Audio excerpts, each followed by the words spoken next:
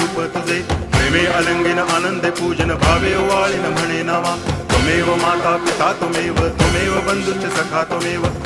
विद्या तरुणं त्वमेव सर्वं मम देव कायेन वाचा मनसेन्द्रियैर्वा बुद्ध्यात्मना वा प्रकृति स्वभावात् करोमि यद्यत् सकलं परस्मै नारायणायति समर्पयामि अच्युतं केशवं रामनारायणं कृष्णदामोदरं वासुदेवं हरि श्रीधरं माधवं गोपिकावल्लभं जानकीनायकं रामचन्द्रं भजे हरे राम